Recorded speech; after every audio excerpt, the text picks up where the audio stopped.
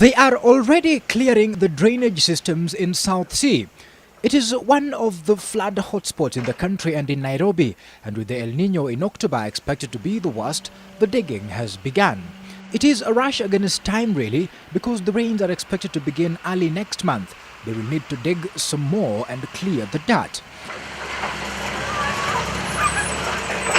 But the residents of South Sea are singling out an area which they say is far much worse. Nairobi County officials were this morning at the border of the suburb with Wilson Airport. Their concern, this trench dug allegedly by the Kenya Airports Authority, leading floodwaters out of the airport and into South Sea. Even the airport's perimeter wall has openings in it. We are very concerned that the Kenya Airports Authority, which of course manages the Wilson Airport, is draining water into South Sea. The reason we are called South Sea is because, SEA, is because South Sea as an estate and as a ward tends to flood a lot. They have been lobbying for an alternative drainage system by the airport. For now, all their pleas seem to be falling on deaf ears.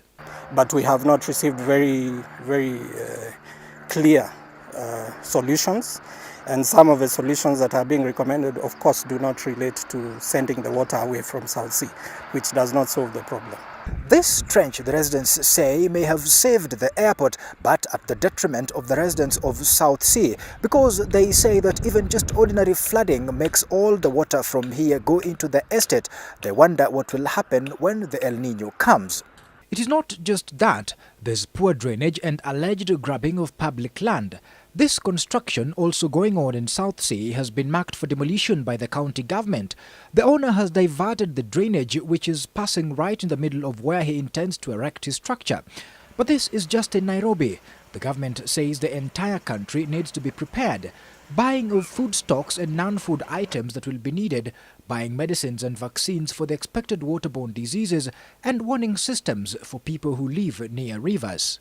We expect about 200,000 individuals to be displaced and almost 2 million Kenyans to be affected by this.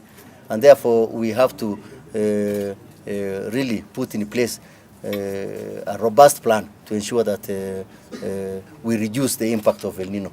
It is not all gloom and doom though. The El Nino may not necessarily lead to abnormal rains. In any case, some of the water will be harvested or will help green the arid areas. It can recharge all our rivers, recharge our hydro dams, recharge our boreholes, reforestate our forests, recharge our water towers, where it can also be a source of water. We can actually harvest substantial amount of this water. From October, El Nino is expected to continue until December and even January in some parts of the country. Andrew Ochieng, NTV.